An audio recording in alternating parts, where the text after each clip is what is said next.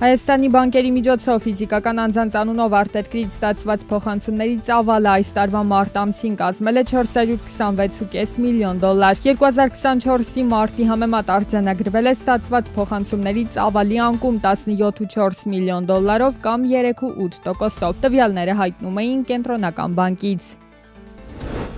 Ըստ Հայաստանի Հանրապետության Կենտրոնական բանկի տվյալների 2025-ի հունվար-մարտ ամիսներին ապահովագրական ընկերությունների հաշվեկշռային ընդհանուր ակտիվները կազմել են 100 միլիարդ 918 միլիոն դրամ։ 2024-ի համադրելի ցուցանիշի համեմատ արձանագրվել է աճ 1%-ով։ Ապահովագրական պահուստները կազմել են 42 միլիարդ 589 միլիոն դրամ։ 2024-ի համադրելի ցուցանիշի համեմատ փոփոխություն չի գրանցվել։ Փոխվարչապետ Տիգրան Խաչատրյանի գլխավորությամբ տեղի է ունեցել Հայաստանի Հանրապետության փոքր և միջին ձեռնարկատիրության զարգացման խորհրդի հերթական նիստը։ Հանդիպման ընթացքում քննարկվել են ՓՄԶ և ընդհանուր ներդրումային միջավայրի զարգացմանը վերաբերող մի շարք հարցեր։ Վրացական կողմը հերքել է իրենց տարածքում հայկական կոնյակի առաքումների ուշացումները և հայտարարել, որ գործում են ստանդարտ մաքսային ընթացակարգերով։ Տեղեկությունը հայտնել էր Վրաստանի ֆինանսների նախարարության եկամուտների ծառայությունը։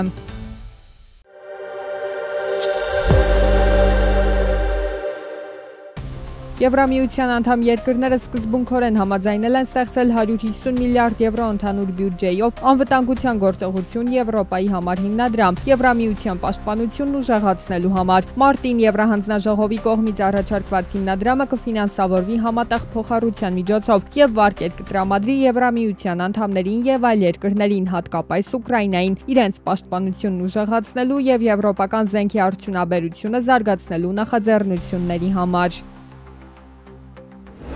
Կանադայում կայանալիք մեծ յոթնյակի ֆինանսների նախարարների հանդիպման ժամանակ Եվրամիությունը կառաջարկի իջեցնել ծովային ճանապարհով տեղափոխվող ռուսական նավթի գնման առավելագույն գինը։ Եվրամիության հանձնաժողովը հարցը բարձրացրել է Ռուսաստանի նկատմամբ Ուկրաինայում ռազմական միջամտության համար կիրառվող տնտեսական պատժամիջոցների փաթեթի քննարկման ժամանակ։ Մոսկվայում և Մոսկվայի մարզում իշխանությունները նախատեսում են տուգանք սահմանել այն տաքսու վարորդների համար, որոնք չեն հանձնել տեղական աշխարհագրության և բեռնափոխադրման կանոնների իմացության պարտադիր ատեստավորումը։ Մոսկվայի մարզային դուման արդեն առաջին ընթերցմամբ ընդունել է չատեստավորված տաքսու վարորդների համար 5000 ռուբլու տուգանքի մասին օրինագիծը։ Առջևում ևս երկու ընթերցում կա։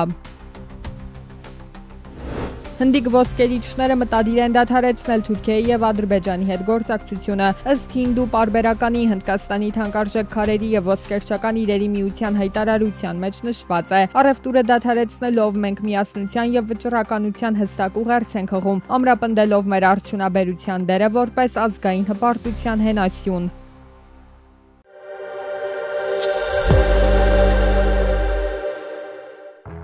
Զինծառայությունից խուսափելու համար պատիժը 2-ից 5 տարվա փոխարեն դարձնել 3-ից 6 տարի։ Արդարադատության նախարարությունն է առաջարկում ազգային ժողովի պետական իրավական հարցերի մշտական հանձնաժողովի նիստում։ Վարժական հավաքներից խուսափելու հոդվածում առաջարկվում է սանկցիայի տուգանք պատժատեսակի չափը ամսական եկամուտի նկատմամբ հաշվարկվող առավելագույնը 20-ապատիկի չափով բառերը փոխարինել 15-ապատիկից 30-ապատիկի չափով, իսկ ազատազրկման համար նախատեսված առավելագույնը 2 տարի ժամկետով բառերը փոխարինել 1-ից 3 տարի ժամկետով բառերով։ Գտնում ենք, որ նման փոփոխությունները կարող են նպաստել պարտադիր զինվորական կամ այլ ընտրանքային ծառայության հայտարարված զորակոչից եւ վարժական հավաքներից խուսափելու դեպքերի նվազմանը։